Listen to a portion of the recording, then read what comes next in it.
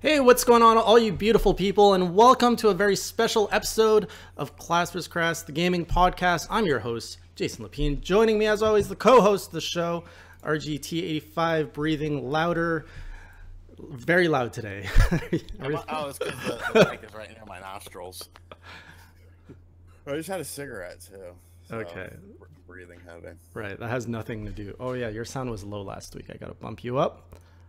All right. How are you today, sir? Good, I'm good. Waking up, enjoying the day. It's a nice, cool day in Delaware. Awesome. Enjoying it. Beautiful. And joining us today, we have a very special guest from the other side of the world.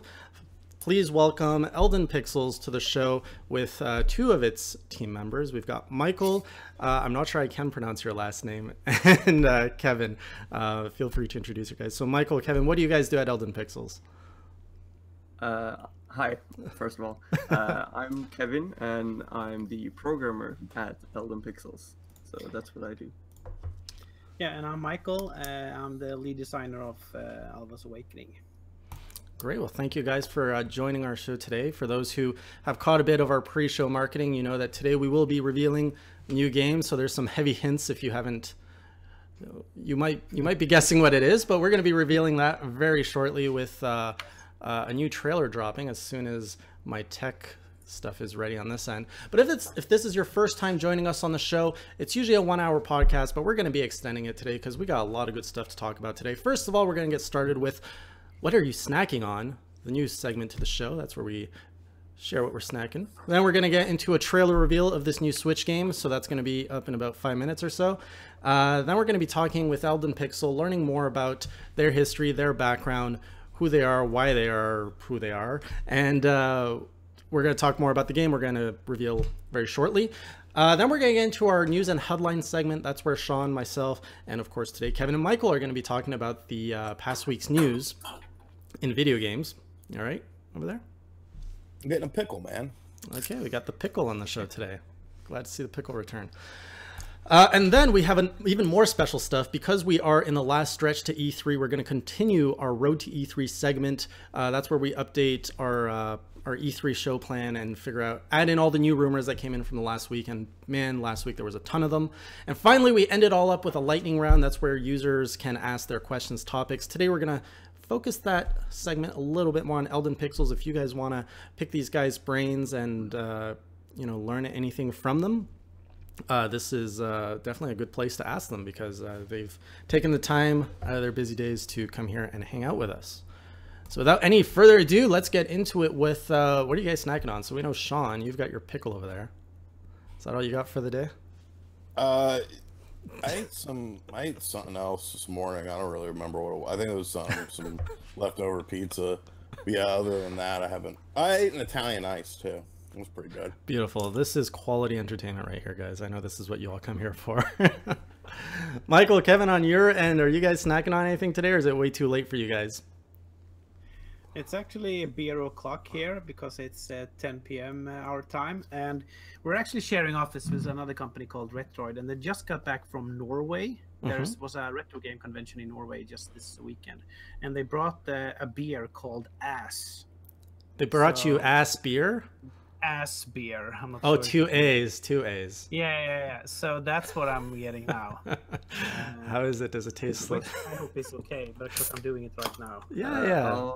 I'm having water because I tend to talk a lot, so I need a lot of water. So that's very smart. You don't want to drink. You don't want to drink some ass. I'll pass. Jesus, Jason. I couldn't help it. Come on. Can you? Good setup for that joke. Yeah, thank you. Can you send some over to Sean, please? I would love to get him to drink some of that stuff. Yeah, I never had them before. I just saw that they have those beers in Norway, and it was just the most logical thing for them to get. It's actually not mine beer because I just stole it out of their bag because they just came here and dropped everything off from which they picked up in Norway. So yeah, I'm all good now for now with this beer. Great. Does it actually mean anything other than the obvious, funny tongue-in-cheek joke? That's a good question because Norwegian is very similar to Swedish, so I should know this, but I don't. So I don't know what it is. I have no idea. It's ass. I don't know. Could be a place. It's ass. Perhaps. That's fortunate. Maybe. I'm not sure. I'm not sure. It'd be a fun night of drinking if we had that over here. Over in my end, much to request, I've been asked to have donuts on the show for the longest time, especially by Mr. Leo on Twitter, Tendo Leo. So I got my Timbits here for today. So that's what I'm snacking on. All right, let's go to the chat. Chat, what are you guys snacking on today? Let's do it quick. We got some pizza and pretzels, which sounds delicious. You should see what these guys eat for this show. It's like the audience has always got some really good food. We've got blueberry raw cake. I'm not sure about. Raw I'm not sure about the raw part. Oh, sounds terrifying. Yeah, it sounds like you're about to die. Like there's raw cookie dough, which is a thing, but raw cake, that there's egg in there. I don't know if you want to do that. Yeah, they said that you say, oh, you could get salmonella from eating cookie dough. Man, I've eaten so much cookie dough in my life. I have never gotten sick. That is a wives' tale. Like there's no truth to it. I do not believe it. Eat all the cookie dough you want, people. All right, but what about raw cake? Is that where you draw the line? Maybe eat whatever you want. You know what I'm saying? As long as like, I don't know where I was going with that. See whatever you want. All right. Eat whatever you want. Drink what you want to drink. Some ass. Drink some ass. Like, come on. Michael's setting the bar for all of us here. All right, we got Joshua with some burritos, Serge and Crack with some teriyaki salmon. You guys have really fine palates over there. Egg ham sandwich. You got Agent Iron Cat with a salad. Like, are you eating the salad because you're craving it or because you have to? Like, I was walking down the street the other day. Massive sign saying salad. I was like, why do you ever need to advertise salad? Is there anybody who's walking down the street and is like, I could really use a good salad right now? Or is that just, I don't believe it. I think you're lying if you say you crave a salad. Salad is good. Didn't you have salad like an hour ago? Yeah. Yeah. Did you Oh, I'm sorry, Kevin. I'm sorry. No, it's totally fine. Probably saw a billboard, an ad for salad. It was like, oh, I need some salad. Yeah. Exactly what happened. No, but I've been trying to eat healthier, so I thought salad could be good. Yeah. But I'm craving candy every day. Yeah. Michael can confirm that. Yes. Last month I ate candy every day, so yes. Salad or candy. But Should now put he some- switched out the salad and some bird seeds. No, which, I've got bananas and I've got pumpkin seeds. Oh, yeah, that's good you stuff.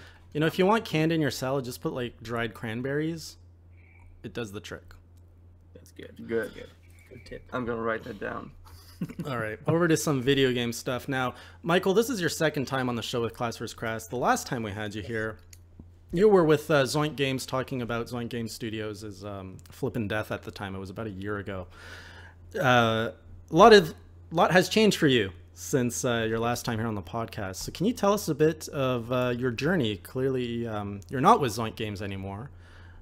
So what have you been doing since the last time you were here on the show?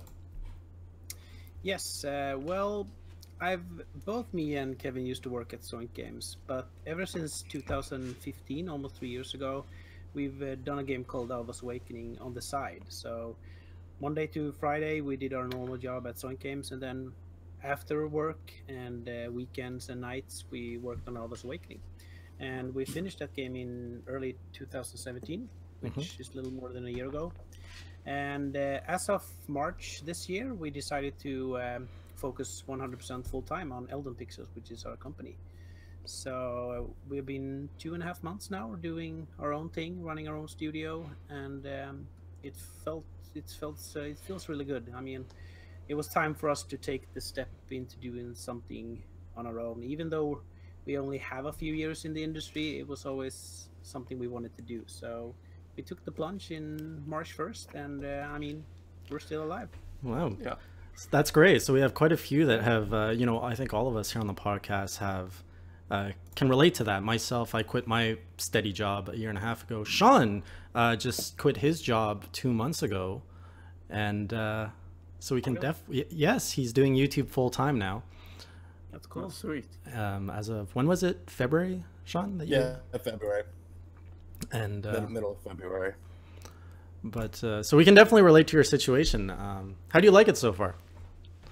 Yeah, it's awesome. It's scary how similar it is in some sense, because over at I've worked 2 studios before, Soink Games and also Image and Form, and I did the marketing and I did the PR and I did the website and email and press relations and podcasts, and I do the same thing here at Elden Pixels. But besides that, I also do the design and I do like the CEO running the studio.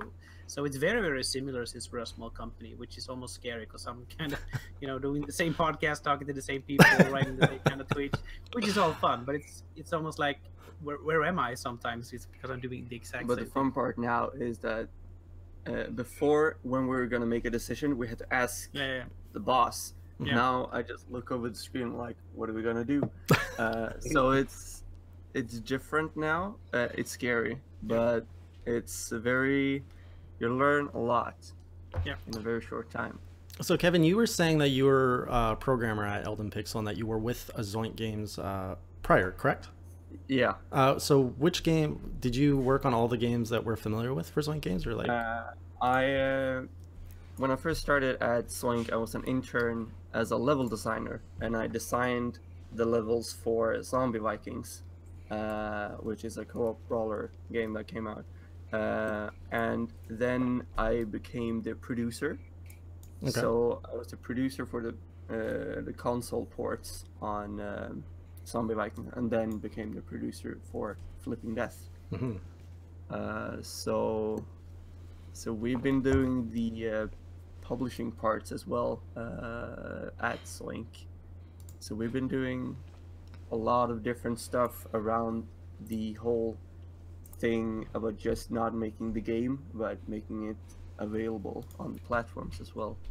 So yeah, I mean, just the two of us, we've done producing, level design, game design, marketing, publishing, programming on 2 or 3 different studios. So yeah, we really had everything we needed in order to form our own studio and try to take the plunge. And so far, it's been working out really great. So that's great. And on my end, I'm actually ready now to reveal this trailer, and we're going to be able to talk about it more. Are you guys ready to show this to the crowd, to the world for the first time? Yes, I've seen it before, but I'm all right. I did screw up a little bit, so I do apologize here. It's going to not be full screen for our viewers in the YouTube channel, but you guys can always check this out after. But it's going to be in the little box here covering our faces. Cool. All right, so let me just get this set up. Oops, you guys probably heard that, but let me get the visual up. Here we go.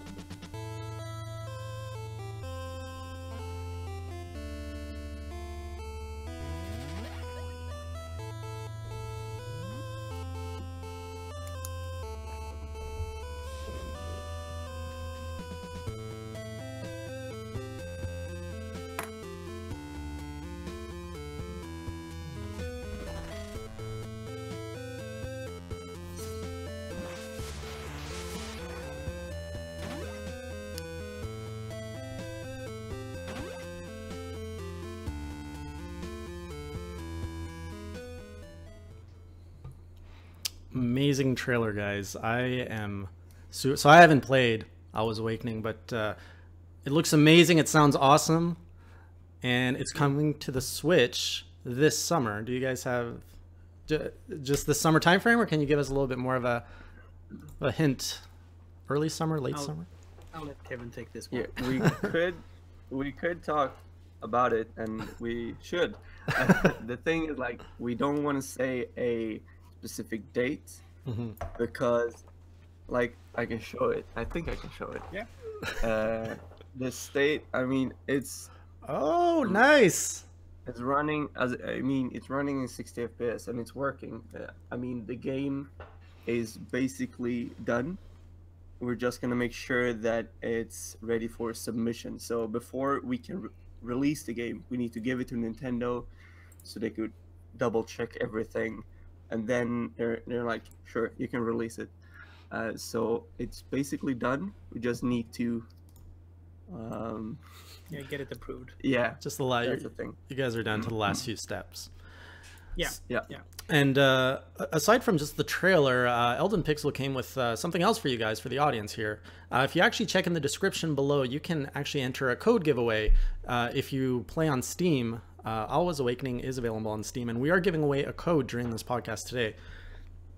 So to enter into the contest, simply go down below in the description. You're going to see 3 links. One is to support the podcast, one is to join our Discord server, and then the third one is the giveaway. You just enter it by either subscribing to this channel or following Elden Pixel on Twitter. I don't think I told you guys that, but I'm sending you guys some followers your way. And you can get up to 2 entries for a contest at the end of this podcast. So in about 1 hour, maybe an hour and a half, we're gonna draw the winner on this show, and you can get yourself a code for Alwa's Awakening on Steam. So let's talk more about this, because I've seen it. I've seen the trailer. I've seen it on Steam. Very, very positive reviews for this game. Yes. So is the Switch port going to be the same, or are you guys adding in a little bit of extra spice for the Switch? Well, we did add something called assist mode, which, like, the game's been out for a year on Steam, and it's a very true to the old school NES games, adventure style kind of game design, where you're not given many hints. You're just dropped in this world. You're kind of not told where to go. You have a few indicators on the map, like these are a few bosses, and go there and destroy them. But we noticed that a lot of people find that kind of design to be quite challenging. So we added something called assist mode, which is basically, we stole it from Celeste, which came out on. We were very inspired. Yeah, Inspired. Yeah, that's Saved it. it's the same thing when it comes to indie games.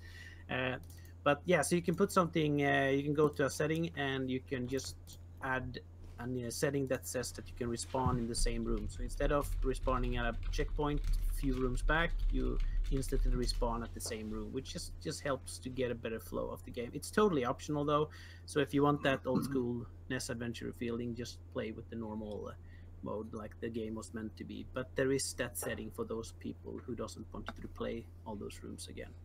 And besides that, it's we added Rumble, and it's run beautifully in 60 FPS. Yep. And it's by far the best version so far. So yeah, we're super excited to get it out. Great. And for anyone who would want to rewatch the trailer right away, is that link live now? Can I send them over to your channel, or is there time for that? That would be a good idea, but I actually don't have it live yet. Okay. It's unlisted. Yeah, but I did email you. Yeah, I have the link. Have so can I share that? Yeah, of course. Share it on the chat, because it's just not live yet. Okay, no problem. I'll do I that. wanted you guys to get the official reveal. That's why I didn't set it live before we started. And Michael, I really appreciate that. Thank you so much for supporting the show with bringing an exclusive piece like that to the show. Really appreciate awesome. it. Of course. No, of course. I mean, no, we're happy to glad. be here. Yeah, we're happy to be on the show, and we podcasted with you before, and I met you once, and you've always been so nice to us. So I thought you'd be nice back. I'm really glad you met me first and not Sean. Otherwise, we might not be here today. You're not wrong. No, you're selling yourself short, man. Sean, have you had the chance to play this game, or this looks like it's right up your alley? I remember. See, I don't play much stuff on Steam, but I remember when it came out, because there was like a proto, like an NES style cartridge for the launch of it and stuff, and there was like a deluxe edition, a physical thing that I remember coming out, and I was like, whoa, this game looks really cool. But yeah, I never got a chance to play it, because I just, for whatever reason, I don't really get into the Steam stuff. But when it comes to indies on the Switch and other platforms, it's more accessible for me, just because I prefer consoles. So never got a chance to play it, but I definitely remember seeing it when it launched, and remember people being like really stoked on it. And what's the game kind of I almost don't want to ask what's it about. What's it about? Like story wise. Yeah, it's a side-scrolling adventure game, but it's instead of scrolling rooms, there you go through room by room, and each room is kind of like a puzzle in itself. So some of them are action-oriented, some of them are puzzle-oriented, and sometimes you need to traverse it in a special way. So it's very much a game that's designed by room, but it's a whole open Metroidvania-esque world. It's very much inspired by Zelda 2 and Battle of Olympus on the NES, so yeah, you play as Zoe, and you have a magical staff, and you can equip 3 different magics, and you combine these 3 magics in order to access new areas, destroy enemies, destroy bosses, and it's a very much traditional NES old school adventure game. I wanted to show, but I realized that I don't have a save file that's progressed too much. Start playing. Yeah, so we started it back in 2015, and it had an interesting story because, as Sean mentioned, the game's not out on NES, but we did release a soundtrack on the NES. But the game actually started as the NES prototype, so we did program it on using assembly, and that we thought it would, I wouldn't say easy, but it was so much harder than we could possibly imagine get the game to run on NES. But we did get something up on the screen, and you could move, and you could read input. But then we kind of realized if we're gonna do this game on NES, it's gonna take us 5 to 10 years. So it was like, oh geez. Yeah, it wasn't possible because this was just something we did after work and on weekends. So we decided to use Unity, which is a common indie game engine that a lot of people use, and instead of releasing like 200 copies on ES and no one would saw the game, we just decided we'd release on Steam instead and reach more people. But our target platform was actually the Wii U. That was the console we wanted to launch on when we started working. Yeah, but that kind of disappeared quickly, didn't it? Yeah, just the mention of that console like resonated a tremor. I got a tremor. Like, what? I remember that. I've actually been playing it a lot more recently though, so going through my Shovel Knight, actually, Spectre of Torment is and Donkey Kong, because I don't want to buy it. Never heard of that game. Never heard of it. No, just kidding. I love Shovel Knight. Yeah, they're an amazing studio. I gotta get them on this podcast one day. I've been to their studio, but I gotta get them to come to me now. Yeah, we actually 3 years ago when I was at E3, I ventured off. They're about 45 minutes away from LA downtown. And did a little tour, went to Way Forward Studios, then we went to Yacht Club Games, and then there was one more, which the developers behind Adventures of Pip. So I did 3 indie studios in a day. Oh, TikTok Games. Yeah, TikTok Games, that's who it was, yes. Yeah. Cool, that's 3 very cool, nice developers. I've talked to TikTok people, and I've talked to the Yacht Club Games people. I never talked to the Way Forward people, but I enjoy games from all those studios. Nice. They're all great people to talk to. So back to Alwa's Awakening. By the way, I really like the little character sprite you've got there on the side of your screen. Yes. How did, like, when you put this out on Steam, was there a process of collecting user experience and feedback first, like, or was this kind of just a huge success right out the door, because it has amazing ratings on Steam? So was that from collecting feedback, or did you guys just knock it out of the park right on launch?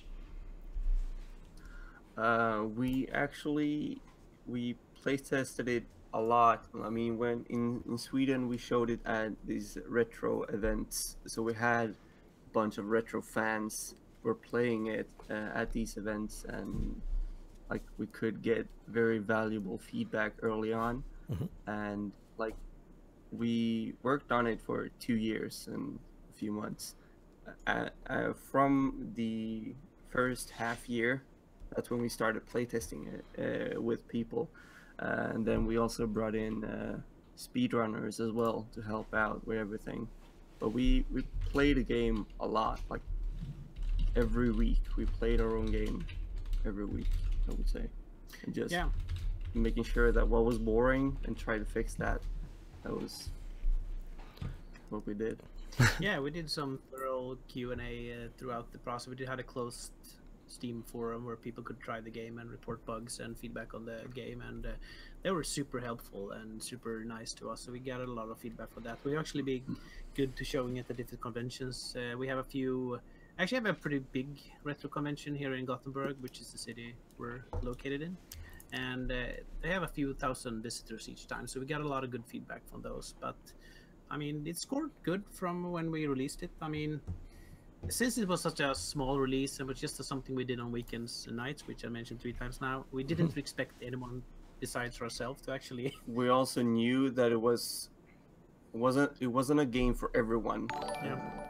But now with assist mode, it's easier for people to Accessible. jump on the train. Yeah, but we've been super stoked about how well it's been received. I mean, it's scored really good, like in normal reviews, and the user ratings on Steam has been really positive as well. And they just keep on coming. Like, I mean, it's been out for a year, but we still get new reviews. And now with the Switch, we're hoping to have a lot of new players try the game. Well, you guys are definitely tapping the right market at the right time. I mean, the Switch is just flying off the shelves like crazy. Yeah.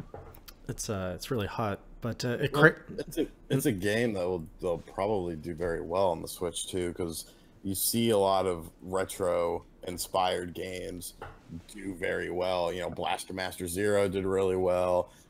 Celeste did really well. Yeah. I don't know. I think the audience. I always kind of preach this. I think the audience on the Switch likes new retro stuff along with classic retro stuff. But it just seems like a good fit. Yeah, we hope so. Yeah, we'll have to get you back after the summer and talk about the big success party you guys are going to be throwing soon, because it's guaranteed. It's guaranteed. We're gonna have ass beers.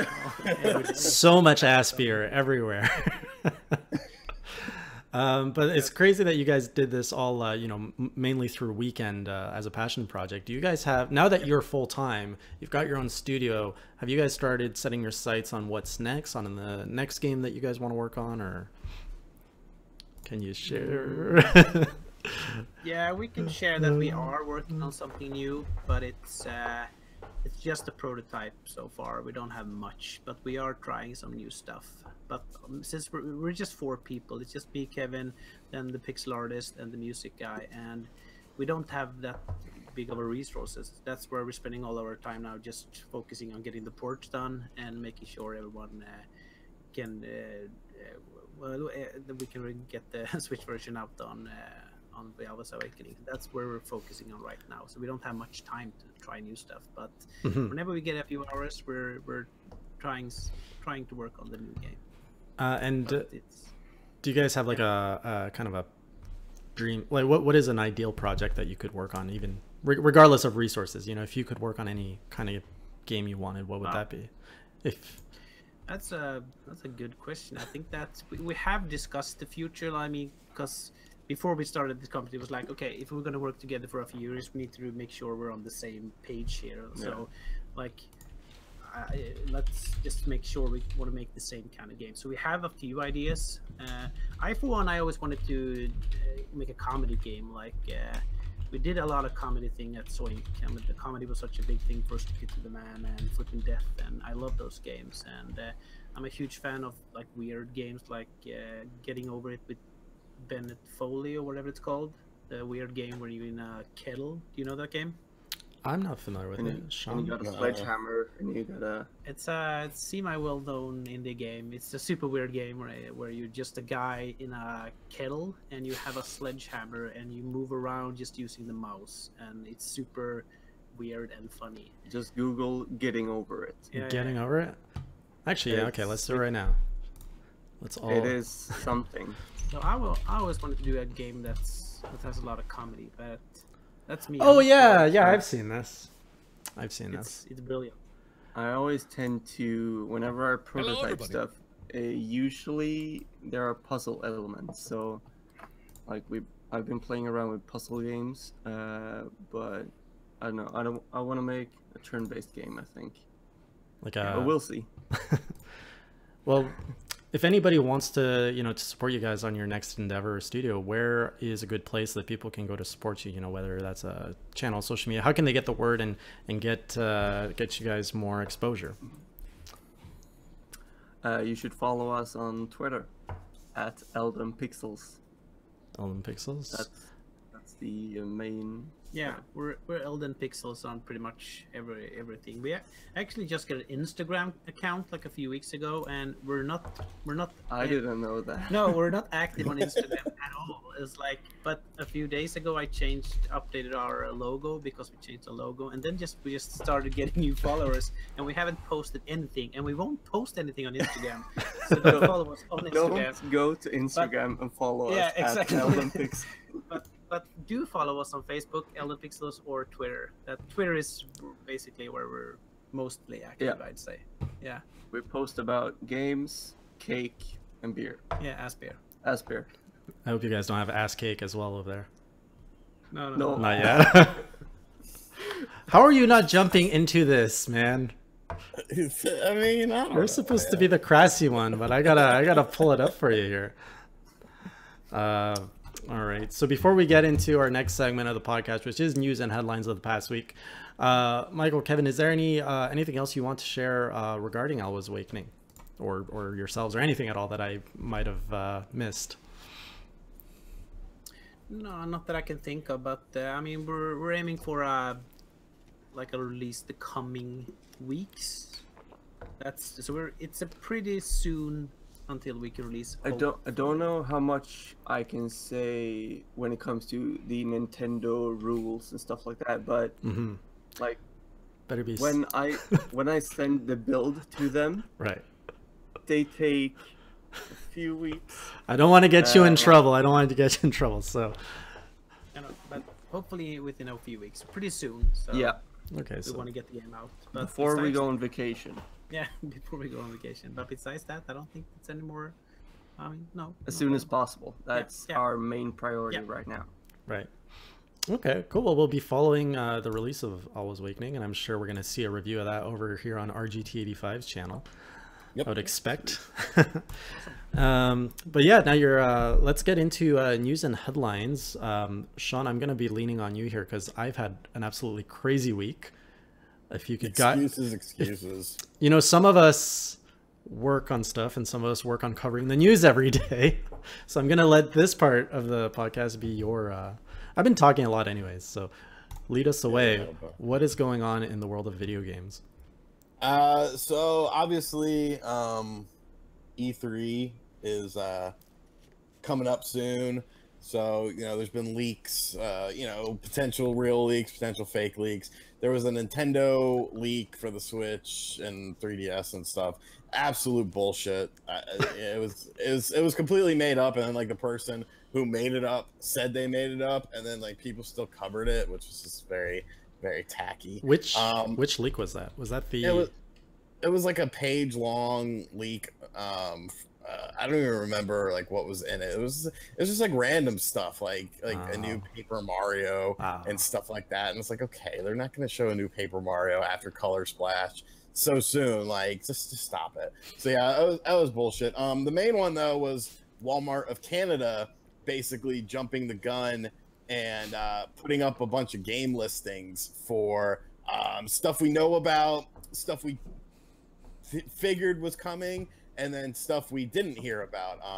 So they put up stuff like The Last of Us 2, Metroid Prime 4, Smash Brothers, up available on their website. But then there was things like Splinter Cell, which of course everyone seems to think that there will be a new Splinter Cell at E3, obviously with Sam Fisher being in Ghost Recon Wildlands as DLC. So it makes sense. They're obviously pushing him in that to make Sam Fisher prevalent in people's minds. But the real big one was Rage 2, which was a sequel to the original game Rage, which is a Bethesda game that was on the PS3 and the Xbox 360, and nobody had heard about Rage, about a sequel to Rage. And Bethesda's been teasing that there's gonna be surprises and shit at E3. But the problem was, I feel like this would have flown under the radar more so, but the people at Bethesda, they fed into it.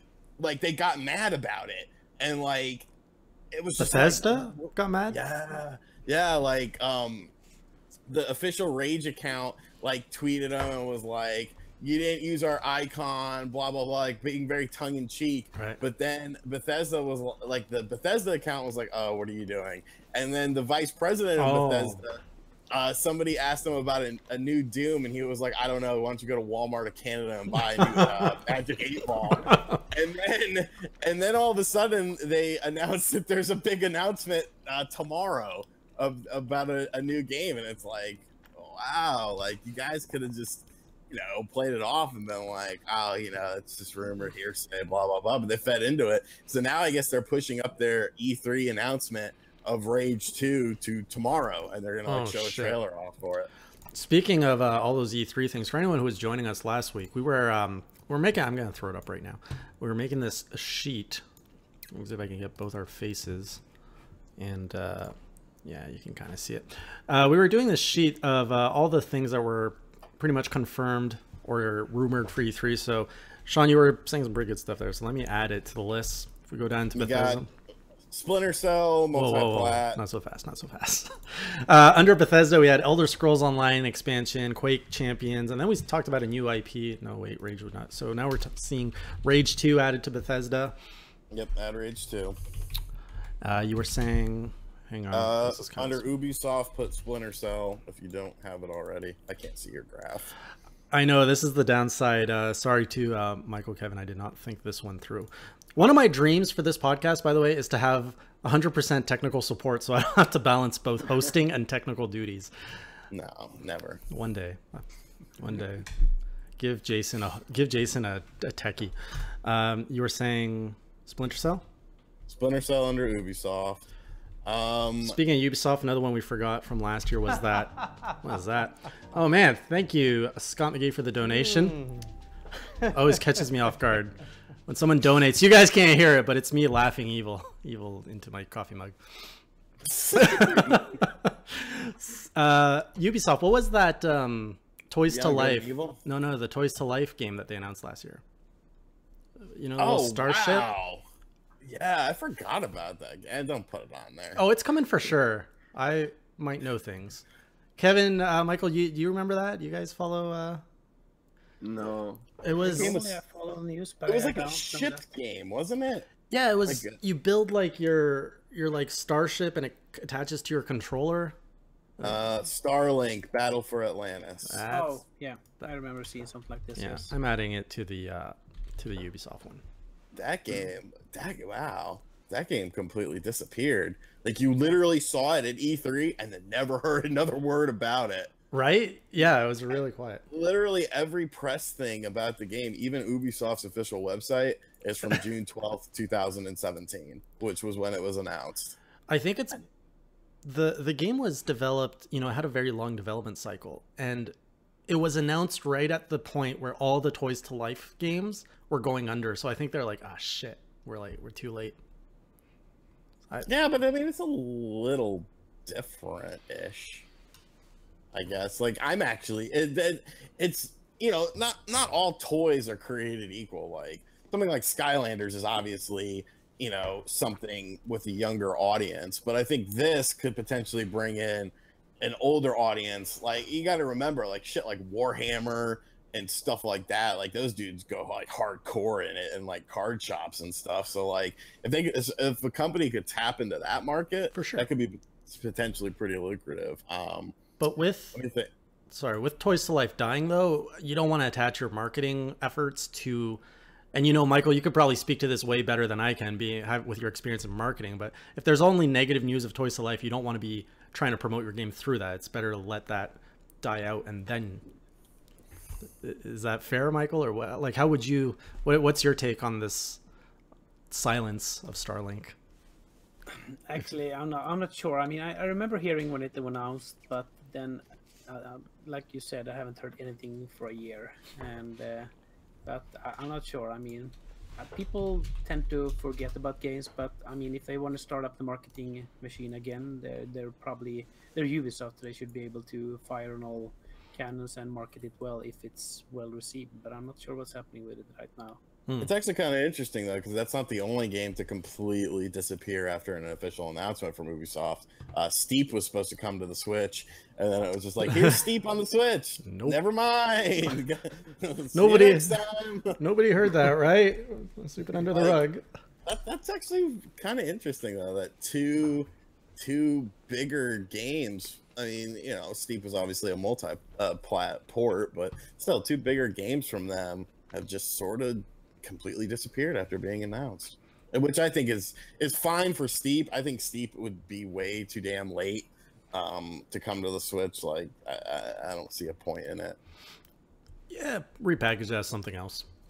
I mean, maybe, but you know what they could do? Throw in freaking Mario and Waluigi on a snowboard, and then it's like, yes, I need this game. Call it Waluigi's Snowboard Adventure or something. There you go. Give him his own game, finally. Yeah. What else? So on that list, under Microsoft, I mean, you could put it under someone else, but you might as well just put it under Microsoft. Gears of War 5 was also on the list, which I think makes sense. I'm sure the snake oil salesman will be on stage promoting that game heavily. And then there was Forza Horizon 5. Yeah, but that was a mistake. It's technically Forza Horizon 4. That's what everyone was hanging their hat on to make this leak fake. They're like, oh, they said Forza Horizon 5. Forza, that's a new game. Forza Horizon 5. And we haven't gotten 4 yet. And it's like, yeah, they probably messed up. Oh, no, this whole thing is fake. And I was like, Jesus Christ, it's not fake. Like, if it was like, you know, Mom's retro store or something, like, okay, maybe. Yeah. But, you know, when Amazon and Walmart put up shit like that, I implore people, tell me a time when Amazon or Walmart or a big company put up a game and then took the game down and then that game didn't come to fruition. I can't think of, like, anything that sticks out in my mind, so it's like, just stop it. Also, there was Borderlands 3, which did a lot of noise. Borderlands 3 multi-plat. And I mean, that actually ties in because I did a video talking about a potential E3 leak for Xbox. Congratulations. For Xbox. And one of the things was Borderlands. I remember 2 of the games, Borderlands 3 and Shadow of the Tomb Raider, were both going to get the marketing done through Xbox at the event, which falls right in line. Obviously, the Tomb Raider games up until now were staggered timed exclusives. This game isn't going to be a timed exclusive, but it looks like Microsoft will have the marketing for it. Same thing with Borderlands 3. Borderlands 3 was supposed to be at the event. Microsoft is going to get the marketing for it. So, I mean, everything's just, if you look at the accumulation of everything, like everything just falls right into place. The guy, the leader of Xbox of Spain, said that Forza Horizon 4 was going to be at E3. Here's Forza Horizon on this list, like another puzzle piece right in there. I don't know, it's strange to me how people are so quick to dismiss things, but like, I mean, hell, they were quick to dismiss the damn Neo Geo Mini. You know how many people made videos about that thing being fake when Spawnwave announced it? Yeah, I remember that drama. Yeah, like it was so crazy. So many people were like, "It's fake," and I'm like, "Dude, it's not fake. Like, there's a reason why he made that video off of a random email, because I got pictures 3 weeks ago of this unit being built. Like, it's real. Like, I just couldn't say anything, so that's why I was kind of salty at him." Have you guys played any new? Are you guys Neo Geo fans? Michael or Kevin? What was the name of the game? Sorry. No, in terms of the platform, Neo Geo. I don't know if that's. No, I actually never touched on Neo Geo for some reason. Because they're expensive as hell. Yeah. Yes, I mean, when were they were released many years ago. I can't really remember when. They were mid-90s. And I mean, yeah, it was too expensive, but I mean, they had a lot of great arcade games, you know, Metal Slug, King of Fighters, amazing fighting games. So that's why the Neo Geo Classic, or whatever they're calling it, is going to be just so sweet. Like, I can't wait to get my hands on it. Wasn't it the Neo Geo that had cartridges that was huge? Yes. Both in size, in price, and in megabytes. Like, those things were like bricks. Like, Like this was the size of a Neo Geo cartridge. Like, but it came with multiple games though, right? It wasn't just one game. Oh, that was one game. One game. Oh yeah. man. I mean, there's Stone Age Gamer has a multi-cart now where you can put it in either into the arcade system or the at-home Neo Geo, and it reads it off an SD card, so you can play off the original hardware. But yeah, no, I mean, there's cheap multi-carts out there now that are repros, but as far as the original games, nah, dude, it was one game. Okay, that's what I saw. I walked into this old game store yesterday, and there was a Neo Geo cabinet there. I was like, oh my god, you've got one of these. How much? And he's like, oh, that's not for sale.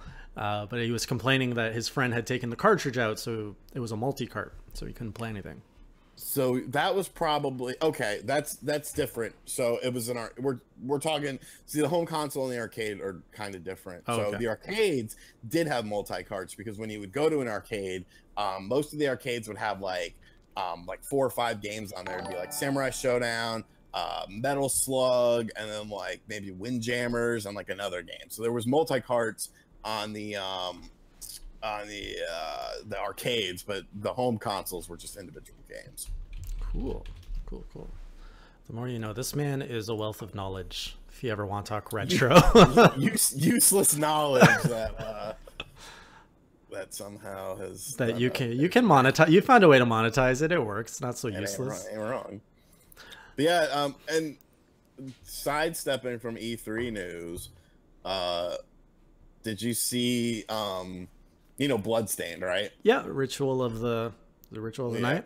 But yeah, that one's okay. Have you seen the new one though? No. Oh my, Curse of the Moon. Oh, the NES one, right? Oh my god, it's so beautiful. It's like Castlevania 3 on crack. What? Yeah, so they announced because there was going to be an 8-bit game that was coming out with Bloodstained that was for anyone could play it or whatever before Bloodstained came out, sort of like how they did stuff, putting in Gunvolt, not Gunvolt, what the hell was the idiot from Mighty Number 9's name? Isn't it Mighty Number 9? What idiot? The guy who made it, or no, the character Ash. Oh, okay. Not Ash? Beck. My bad. Beck. So, Yes. so you know how Beck was in like Mighty Gunvolt from Inti Creates and stuff like that. Inti Creates is doing a game called Bloodstained Circle of the Moon, which is like straight up NES Castlevania 3.5. Like, it looks absolutely amazing. There's 4 different characters you can choose from and switch on the fly, and it comes out in like 9 days. It comes out on the 22nd. Like, I'm actually gonna do a little quick video after the show about it on the channel, because and the funny thing was, I didn't even hear about it. I'm in a group chat with some of my friends, and stupid Billy from the Game Chasers was like, oh, that Bloodstained game looks good. And I'm like, shut up, old man. What are you, just now discovering Bloodstained? Like, this thing's been on Kickstarter forever. And he's like, no, idiot. They did a new one. And I'm like, excuse me? And then, yeah, Inti Creates is doing it. So hang on. This is the one that was announced yesterday, correct? Yes. All right. I'm going to play it because I haven't seen it. And so for anyone in our audience who hasn't seen it, you can... Let's watch this together. And sorry, Michael and Kevin, I don't think you'll be able to watch along. Which is something I should really work on fixing this format. But I can't.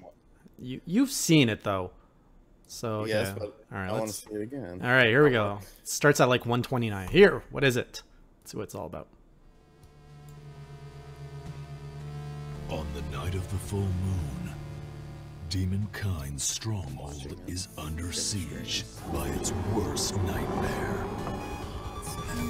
Zangetsu, a sword-wielding exorcist who will stop at nothing to eradicate all demons. Okay, this looks pretty good. Yeah. It's like Castlevania and Ninja Gaiden a bit. Miriam. Oh, you can switch characters. Crystals transplanted by alchemists. She battles against demons with her fierce wit. It's a full game. Pretty cool. Yeah, Inti Creates has been working on it. Who's just Alfred, absolutely an amazing. alchemist seeking the Liber Logaeth I wonder if texts. they're gonna He be. battles demons. Holy with shit. Mastery of Yeah, alchemy. we met them spells. last year at Too Many Games.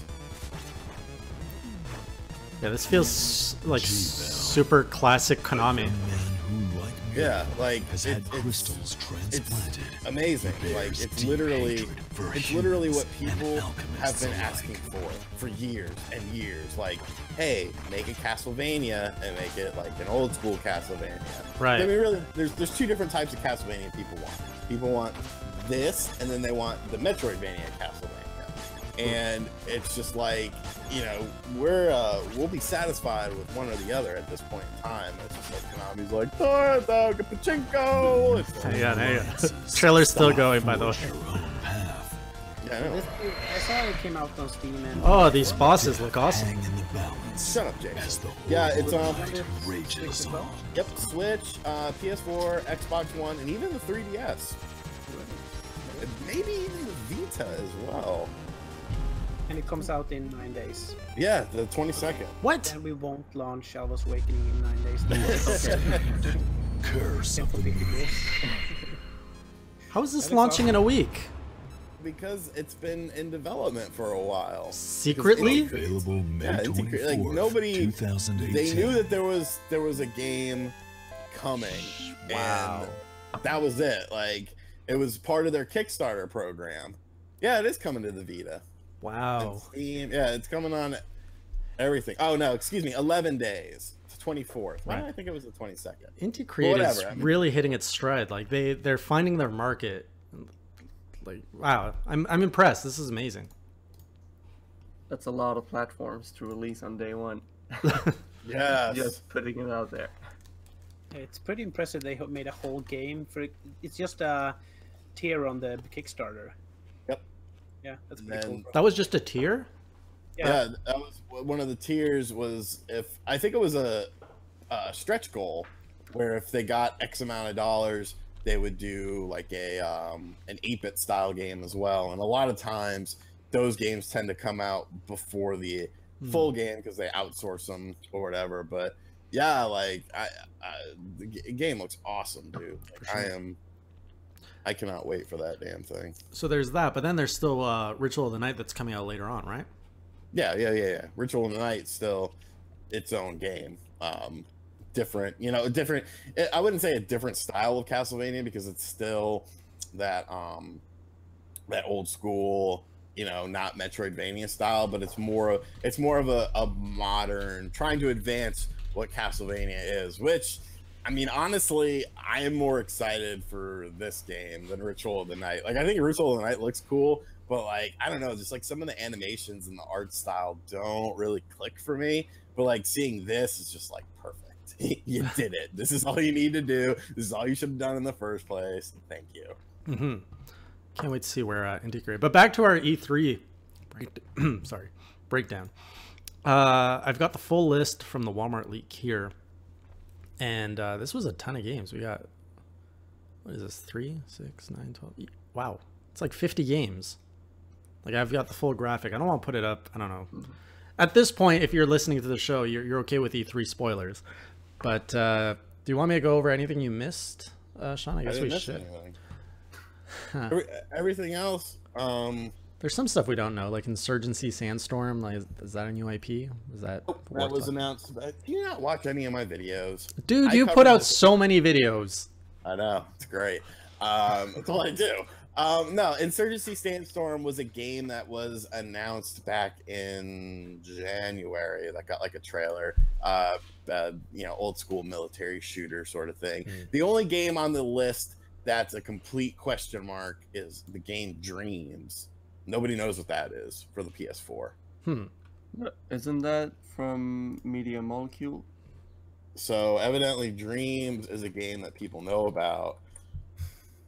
Oh shit! Yeah, no, you're completely right. So Yeah. I screwed the pooch on that part of my video. I was like, Dreams, what is this? Nobody knows. Moving on. Let's head over to the comment section right away.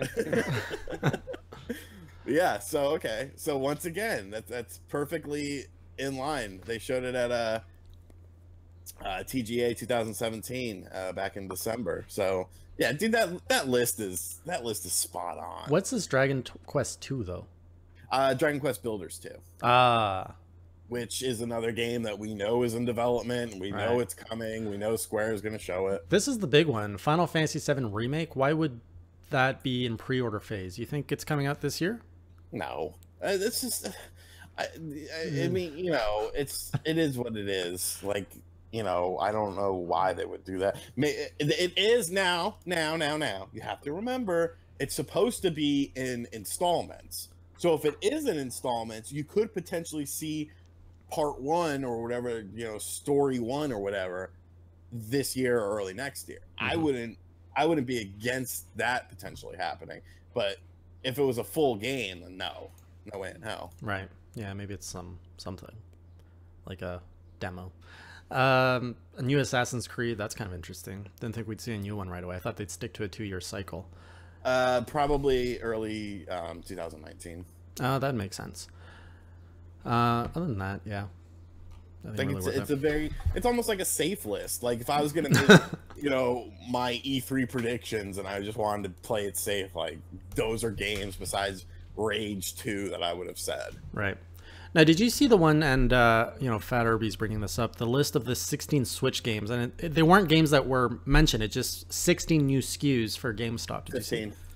15. 15. Did you see that?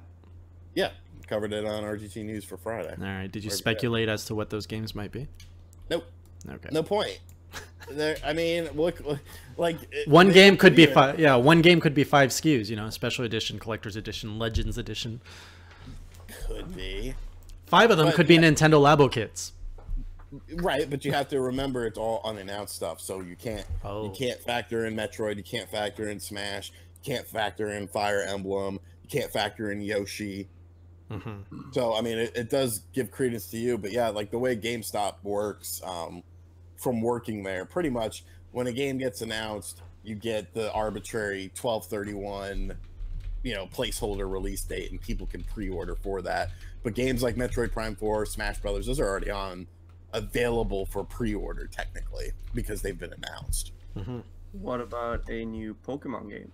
That's probably, you know, so many people are saying that Pokemon is going to happen this year, and I'm starting to lean towards it happening. And if it does, that's going to be absolutely. Even today, Nintendo or Pokemon Company's director was was pushing people to buy Switches, basically out of nowhere, just saying, "Yeah, go buy Switches."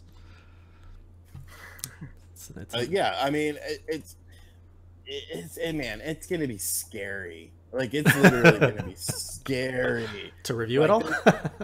No, I'm not even talking about from I'm talking about from I don't own a Nintendo Switch. I'm going to buy a Nintendo Switch this holiday season with Pokemon for little Johnny. Right. Like you're going to have a shank. You're going to have a gun. There's going to be people dying. Oh, for that, yeah.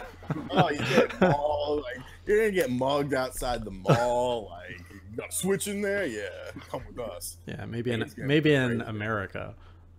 In Canada, everybody like, oh sorry, as they're bumping into each other. In Canada would be like, oh, $80, I can't afford this game. Oh, also true. 500. Yeah, $10 million for a video game. Third world country. All right. These thoughts are reflective only of RGT85 and not of our third world country. Gave you your hot item of news for the week. All right. Walmart of Canada.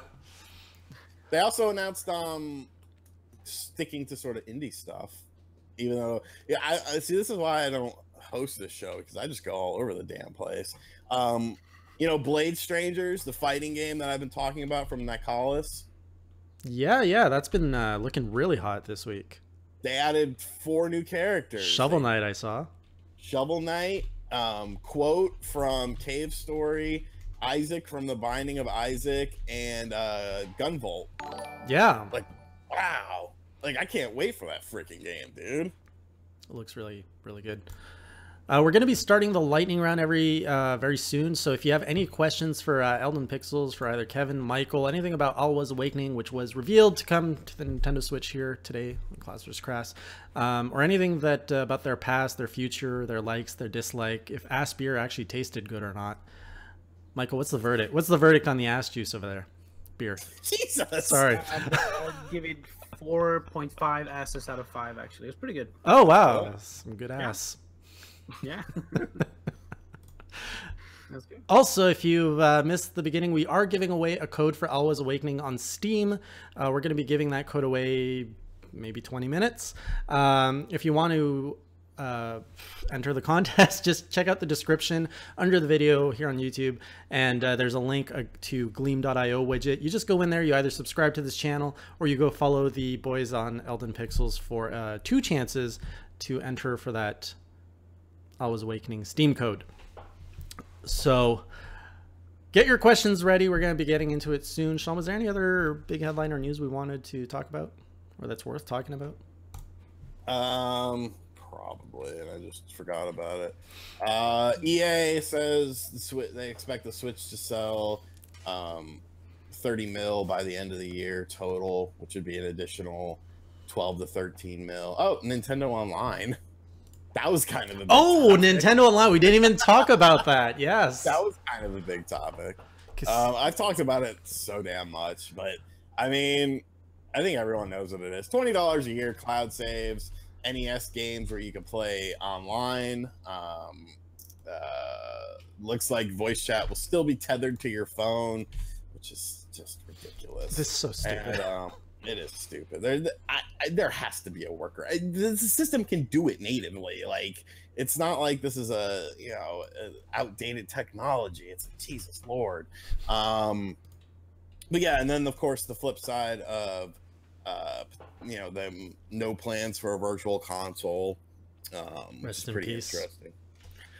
There's 2 trains of thoughts that yes, they're going to stick with a no virtual console and just put it through the subscription service, or the other train of thought being that they're going to rebrand it into something else, because you of course have the fact that the virtual console has a great name, but it also sort of has a negative connotation because of the fact that the Wii, the Wii U, and the 3DS all had their own individual virtual consoles where you could not, you in order to get the Wii U version so that you could optimize it for the gamepad, you had to upgrade and still pay money. It wasn't all fleshed together. Right. It's a brand related to the Wii, and I think anything related to the Wii just has to be buried and forgotten about. No You're offense. not wrong. It had its moment, and it's time to move on from that moment. I can't wait until like 20 years from now when developers are doing like games for the Wii with the motion control, when it's coming back in style. Do you guys think that's going to happen? I actually... That's a big heavy no. To be fair, I actually have recently played a game on the Switch where motion controls made the game better. Which one's that? It is an indie game called Sky Rogue. And basically, I just covered it in a video that went up today, actually. Basically, you can do a control scheme called the danger mode, where you take your Joy-Cons and you turn them in, and you control it's a flight game. Right. Very sort of arcadey style, very retro aesthetic, very 80s style, but it looks very clean. It looks like a modern game. And you control the ship like this. When you're flying, you control your speed. You use the inner buttons to shoot your missiles. When I played it in just the standard controller, I was like, oh, this is pretty fun. And then I was like, I want to try this other mode. And I was like, yeah, wow. It was just so much more fun that way, and it controlled so well. You're so much more awake after a nap. I think we should maybe move the show earlier from now on. I haven't napped today. Okay, from waking up from a proper sleep then. See, I slept from like 6 to 1. Yeah. You just made me realize we didn't even go over what we've been playing for the past week. But last time, we forgot the lightning round. So this time, we're going to sacrifice the what have you been playing for the lightning round. All right, and finally, the last bit of news, Monster Hunter Generations Ultimate. No, Monster Hunter Generations Ultimate, which was Monster Hunter Double Cross on the Switch in Japan. Capcom said we're not bringing it stateside, and then Capcom was like, haha, just kidding. It comes out in August. It looks dope as hell too. Oh, those teas. Every company does that. We have nothing to announce at this time. 2 weeks later, hey, we're ready now. This time, yeah, just changes, depends on the time. Can we end the lightning round? End it. All right, lightning round. I've been taking some questions. So the first question is from NESX 64 eyes, something like that. They're asking Michael, Kevin, is it easy to develop a game in your country? I would say it is. I mean, there's a lot of Swedish game companies that do well, and there are a lot of incubators that support startups as well. So I would say that it's easy, but I don't think it's easier. I can't think of a thing why it would be easier, but I would say it's easy. There's a lot of talent, the developers here in Sweden, because For sure. Sweden is it's covered in snow and darkness for like half of the year, so we have a lot of time to sit in front of our computers and play video games. So We had 1 week now with sun. yes, for once it's hot in Sweden, but that's very rare. So we have a lot of time to just perfect our craft. So back in the 80s, 90s, there was a lot of people just making games, started out early on the Amiga and all those retro consoles and retro computers. So there's a lot of talented people here that now runs big studios like DICE and Massive and all those. And Stuff like that. yeah, so it's easy to get. I mean, the standard of living in Sweden is high as well. So I mean, we have access to everything we need, I guess. So I'd say it's super easy. Is it a pretty tight-knit community for game developers or anyone into game development? Yeah, I mean, I've lived in this city my entire life. You lived in because Sweden has 3 big cities. It's Stockholm, who's the capital, which have like, I don't know, 2,000 companies or something like that, or Oh, geez, wow.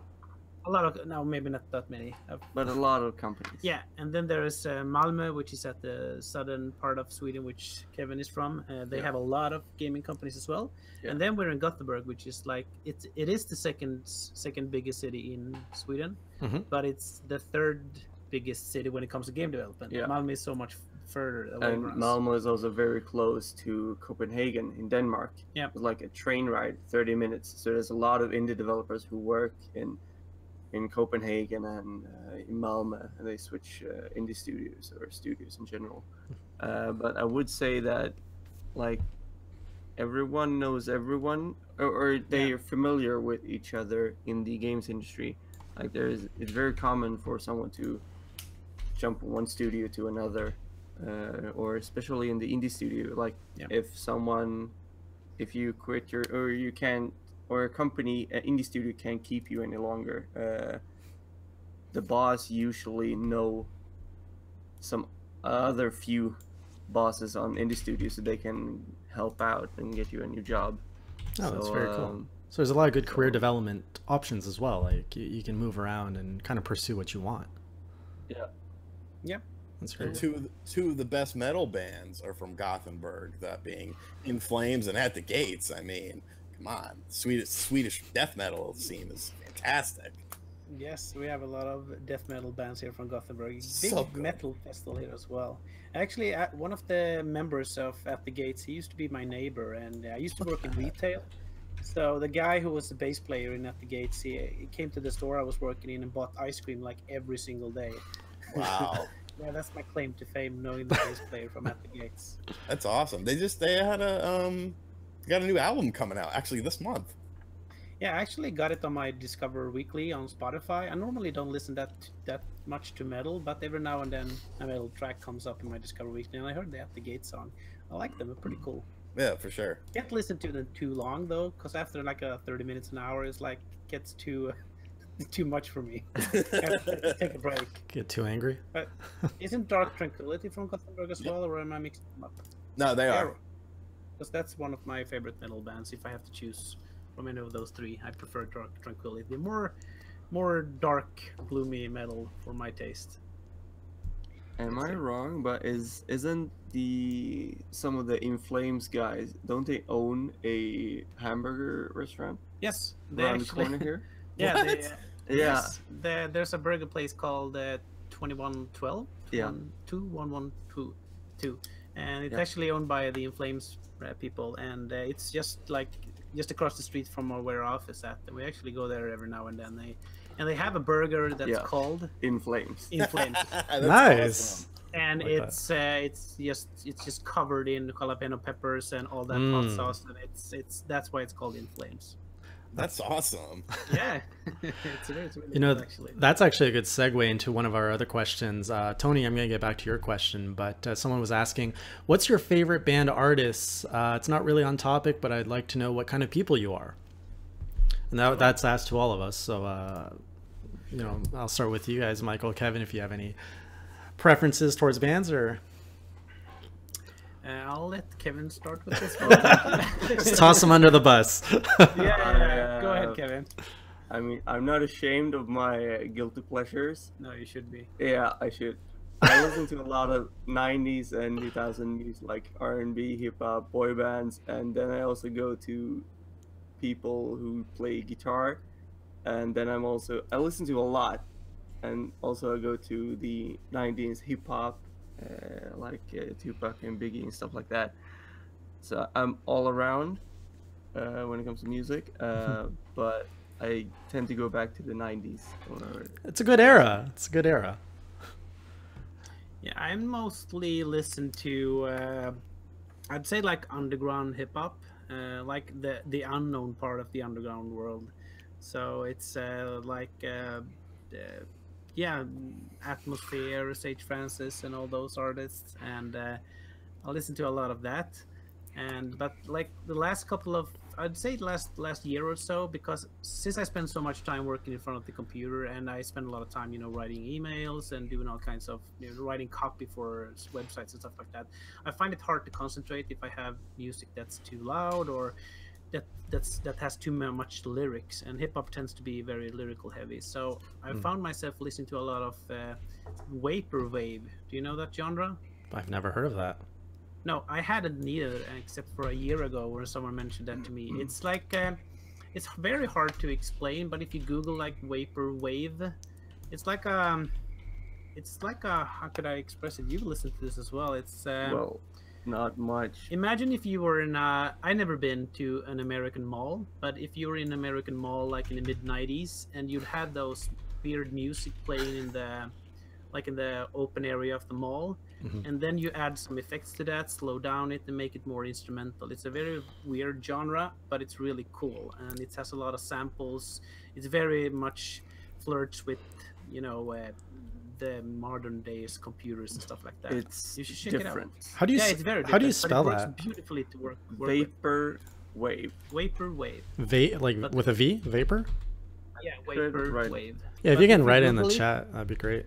That's what's gonna happen is that you're gonna listen to it, and then you're gonna like Ah, it, thank and then you, you Kevin. won't listen to anything else for the coming years. So be prepared. It's really cool, actually. All right, definitely gonna check that out. I Sean, saw someone saying he likes NSYNC, and I laughed a little bit. Yeah. it's true. Hey, that's good, man. Own what you like. Don't be ashamed of Yeah. it. No. Yeah, exactly. I like so it what too. about you guys? Man, I'm all over the damn place. Sean makes some pretty obviously- good rap about Zelda. Shut up! I just recorded a punk song. I did a Gigi Allen cover. So I like punk metal. Kavinsky, Michael Bolton, Whitney Houston, Madonna, Backstreet Boys, Now we're talking. Cradle of Filth. Like I could literally go from 3-6 Mafia, Big L, Big Pun. Like I could go from like one extreme to the other with like no problem. Next time, No country, can't do it. no country's bad. When you guys come back, we're gonna have to do a karaoke version of Backstreet's Back, all four of us. Yeah. Sounds good. It might happen. I didn't know Sean liked Backstreet Boys. That's learn something new every day. As he stares off into silence. Your turn. I'm the same as you, Sean. I listen to just about anything. I used to be into country when I was a teenager, a lot into punk and alternative back then. Now, like a lot of the stuff, I play it when I'm working, so I actually prefer like video game music, anything instrumental that's more like a mood. If like I'm driving or something, I want more like hip hop, something, or pop. This is actually new. I've actually gone into jazz like in the last year. I don't even know how that started, but I just started realizing, like, I think I got in through video game music, and I started listening to covers, and I was really enjoying jazz covers of video game music. And then I just got into the jazz genre, and like, you know, you put jazz with wine and it's just, everything's better. Interesting. Yeah, that's really cool. I'm really fond of like weird kind of music because I listen to country as well, like, but the really old country from the 70s or 80s. Very depressing country. Sorry? Depressing country. Yeah. I love a sad, depressing country song. You ever hear that? If it's like Chris Christopherson and the old Willie Nelson songs and like that. I really like that. But speaking of jazz, I just heard like we're in the middle of Gothenburg, and I've seen like across the street there's some sort of club, and there was actually this Unity Jazz. Yeah, Unity Jazz. Yeah. Do you know it? No, I walked past it like earlier, and I was like, that's the place to be, because apparently it's a big old underground jazz club that's became so popular, so they open up a place just across the street. And that sounds, I'm not into jazz, but I would love to go to the Unity Jazz Club. Well, when I come in, when I visit, you're gonna have to take me there. That's part of my tour. Yes, and then the In Flames burger place. And bring some of that ass beer too. Yes, of course. You're very much welcome. To your country comment, have you ever heard the joke of what happens if you play a country record backwards? I haven't, no. No, you get everything back. You get your truck back, your girlfriend back, your house back. That's a good one. Yeah. Back to questions. We got Tony asking, what's this say here? There's a rumor that Platinum Games is making an action game that will flip the genre on its head. Do you think Nintendo's going to publish that secret game only for the Switch?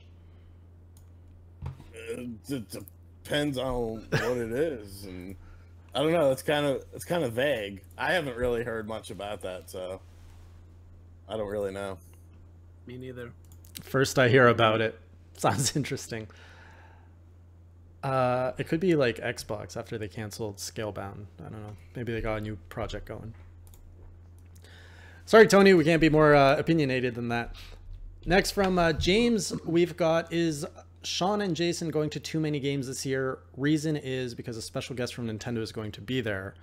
I'm assuming you're referring to the voice Mario. The voice of Mario and all the other. Yeah, I'm waiting for those assholes to announce me. They're too busy announcing Minecraft people as guests instead of me. So you're I'm not even joking. Like, shit, announce me. Are you allowed to say you're going? Are you going? Yeah, I'm a guest, dude. I'm the guest. I'll be there all 3 days. All right. I have a panel. I don't know when it is because they haven't announced panel stuff yet, but yes. Right. At this time, James, I'm not confirmed to be going. I'm not sure if I'll be heading out.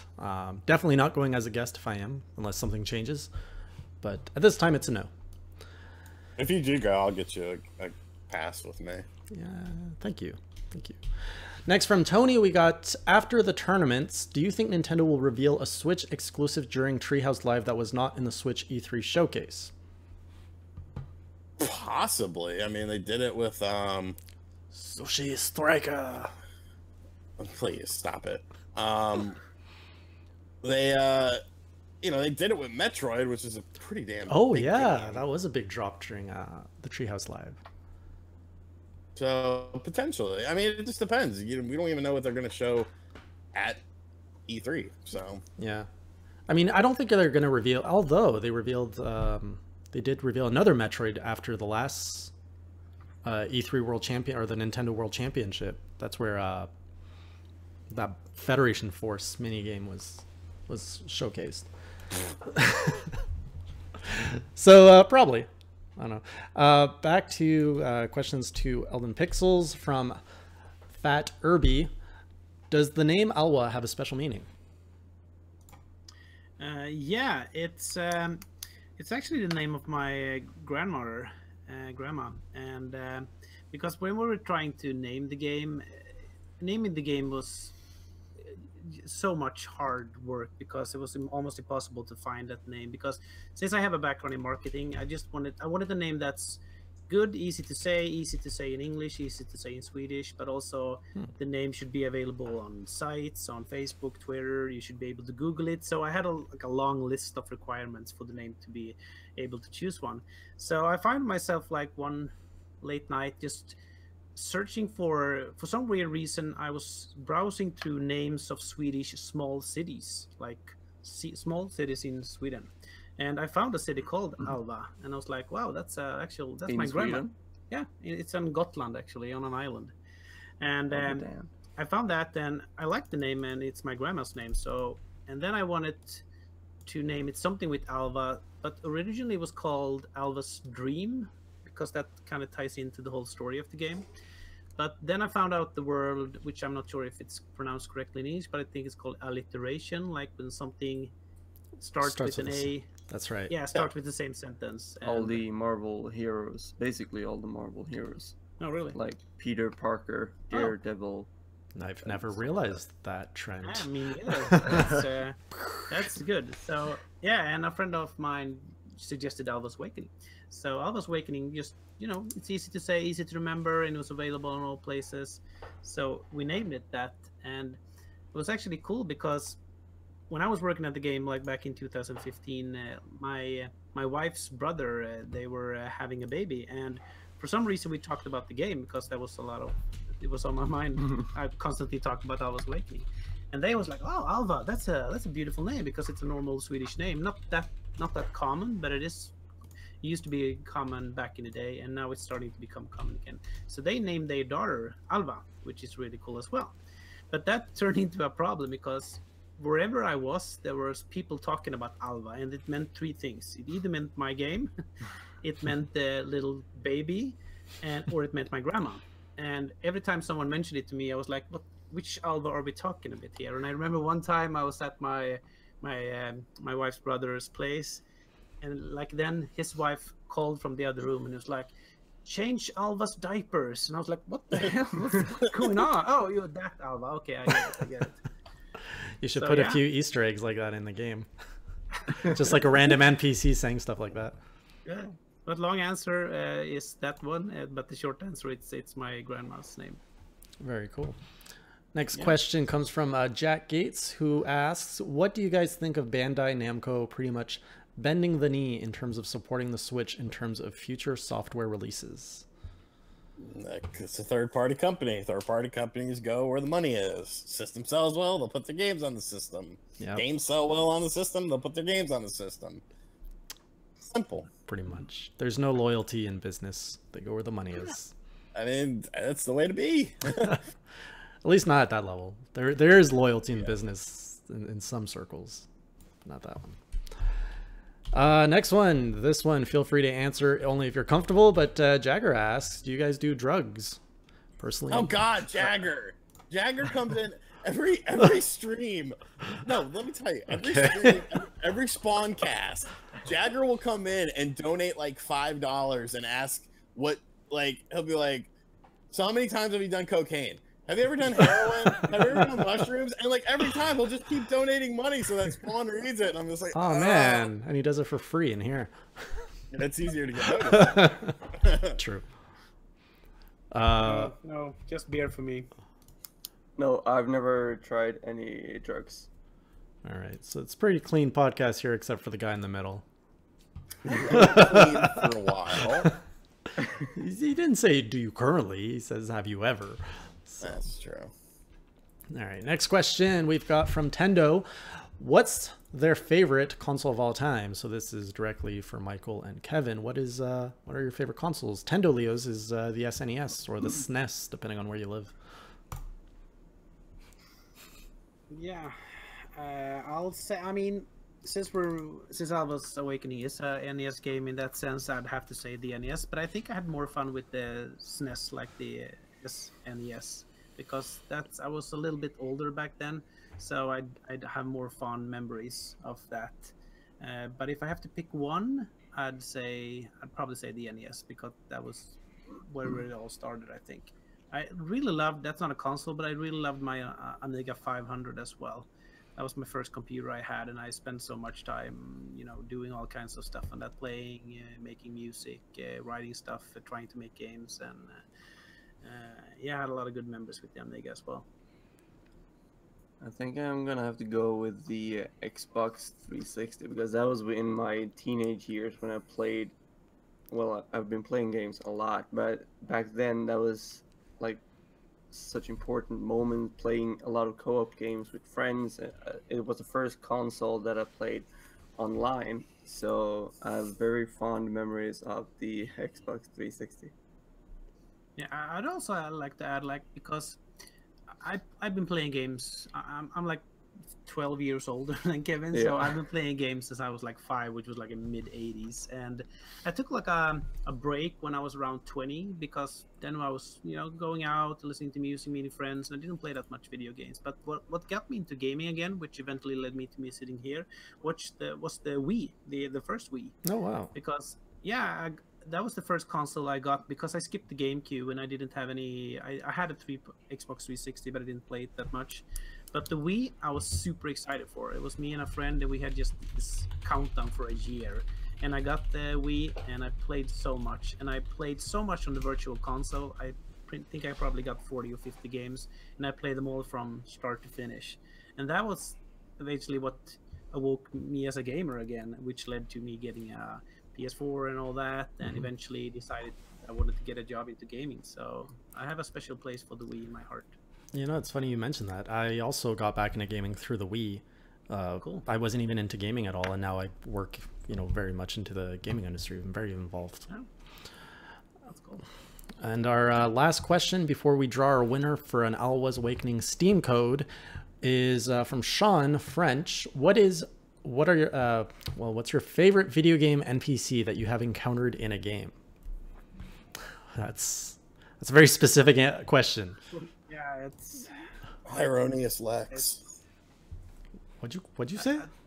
Hieronius Lex. Who's that? From Elder Scrolls Oblivion. Or no, if I have to go one, I'll go with Elder Scrolls Oblivion, but it'll be the beggars, because the beggars were so weird. Like for some reason it sounded like they had two different voices, because like you'd walk up to them and they'd be like, I can eat for a day off a single coin, and then like you could either give them a coin or snub them. And if you gave them a coin, like their voice went from like all nice and, you know, regal sounding to thank you, kind sir. It was like, what the fuck? When did you turn into like a gremlin? It was the weirdest thing. Like, yeah, that's what I'm going with. I can't think of anyone right now. I remember playing Fallout 3. I'm a huge Fallout fan, and I played Fallout 3 for ages. And like one of the first memories I have Fallout 3 was like, you know, I exited the vault, and you know, it was this amazing experience coming out of the vault and seeing all this amazing graphics. And then I just stumbled upon this small town, and it was quite buggy when it came out. And I remember just walking in, and then I heard a voice from up in the air, and there was this guy sitting in the middle of the air, just hovering in middle air. And he just looked at me, and I looked at him, and he was like, "What are you doing?" And I just thought it was absolutely hilarious. And I, you know, they probably patched it later, but that was, yeah, I thought that was great. Now that you mention that, you make me think Beetle from The Legend of Zelda is probably one of my favorite NPCs, just for his constant "thank you." Love that. Is that from the latest Legend of Zelda? He was at his best in Wind Waker. Personally, I can't remember this guy. He's the salesman, the guy who sells you stuff. He's in the Legend of he's in Breath of the Wild. He's at every rest stop, the stables, carrying the big pack. He's in Wind Waker. He's like peddling, keeping his shop afloat. Oh yeah. Oh yeah. Speaking of Zelda, I love that guy. You know, me talking about the old games, but the first Zelda on the NES, like the old guy who was hiding everywhere and just giving you this random tips like that didn't make any sense. Because when I was playing Zelda, I was, you know, 6 or 7 year old, and I didn't know that much English, so it was always me and my friend always brought a dictionary, because we had to look up all the words because we didn't speak the English. But the guy who said all those weird tips, it was like we tried translating what he said, but it didn't make any sense. But didn't you want a character like that in Alwa to say just a random bunch of stuff. Yes. That was very much something we wanted in Alwa. Like we have those weird tips, like that doesn't really help you. It very much inspired us. Just useless. That's fun. Yeah. It adds charm and personality to the game. All right, let's do this code giveaway. So going over to the Gleam widget, how many entries did we get throughout this podcast? We got 25 entries. It's respectable. How do I pick a winner for this? Sean always makes fun of me that I don't know how to use this thing. Found it. I found it. Calm down. Draw the winner. Here we go. We want to draw one winner, and they are, drum roll please, loading. 10%. Oh my god. Are you serious? It'll be a long drum roll. Ugh, it's not even increasing. It's at 10%. Did this just freeze on me? Drawing. And the winner is Titus Simpkins, who wins the code. I've got your email, but are you in the chat? Just to call you out if you're in here. Nope. Whether you are or not, congratulations on winning the code. I'm going to email it out to you right after the show. What else did I want to talk about? Forgot about it. Oh yeah, so I asked you guys in the chat if you preferred this time slot for Clash vs. Crash. It's 4 hours earlier than usual. A lot of you are saying yes, so we might move the podcast earlier. How does it work for you, Sean, to move the podcast earlier? I don't care. He doesn't care. So we might experiment with some new time slots for this. We're going to be, I'm not sure if we're going to be here next Sunday simply because I'll be out of town. It's a long weekend. If I'm not back on Sunday, we might just do the show on Monday or something. It's going to come back. That's a good idea because I will not be in town the Sunday after that. Okay. Where are you going? Memorial Day. I'm going to head up north to Connecticut, taking a little vacay. Okay. But I want to thank you all so much for joining us today as we wrap it up. And thank you again, Kevin Michael, for staying up on this Sunday night and hanging out with us and bringing an exclusive announcement to the show. It really helps the show grow and get some excitement going here. So before we sign off, anything, Michael, Kevin, that you'd like to share with the audience about yourselves, about your studio? Anything at all?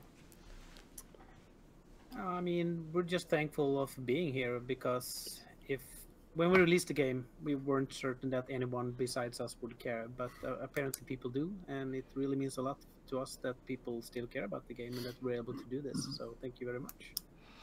Very good. And anything to look forward to? So usually we end the show with anything to look forward to. So you guys have longer timelines than a week, but I guess we have Alwa's Awakening to look forward to in the coming weeks. Yes.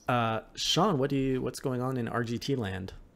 I'm about to go smoke a cigarette, and then I'm gonna make a video gushing about Circle of the hell is it called? Gushing about the circle. Curse of the Moon. I'm thinking Circle of the Moon, Castlevania. I'm gonna eat something, and I'm gonna make a video on Curse of the Moon, and then yeah, I don't really know what's coming this week, to be honest with you. I got a code for Mega Man Legacy Collection on the Switch, but that's like embargoed till next week. I don't really know. I'm trying to get Little Nightmares for the Switch as well. That game looks cool. Oh yeah, that game. It's a Swedish game, really. Yeah. Look at that, another gem. Old classmates of mine worked on it. Yeah. Yeah, really cool looking game. I didn't play it on the other platforms, so I was just like, on the Switch. Think your old classmates would want to come on the show? I could have. If you could, yeah, that'd be fun. Yeah, I'll write it down. Awesome, thank you. All right, as for me, nothing planned for Hey Jay this week. It's been really busy. There's some really exciting projects happening at Enthusiast Gaming where I work during the week. None that I can really share. We have a big announcement coming out next weekend, so I'll be sharing that as I can. And what else? Oh, I can talk about this. I am looking at creating a new show in a whole new field of video games. I'm looking at kicking off an esports show, which is really uncharted territory for me because I'm pretty green in esports, but looking to start that off with a co-host here in Toronto. So we're still in the early planning phase of getting a name, getting a format, but look forward to that show starting up in the coming weeks as an experiment. And if it goes well, we'll keep it going. And if I'm terrible as an esports commentator, we'll scrap it, or we'll swap me out, if anything. So thanks everybody again. Hope you have a good week. Until I see you next week, keep it classy, or as Sean would say, keep it classy. Or as Michael and Kevin would say, are you on Team Class, Team Crass, or your own teams, guys? I would say that I'm on Team Class. Love it. Yeah, I have to go with Crass then. Awesome. Thank you guys for coming again. Thank you so much for having us.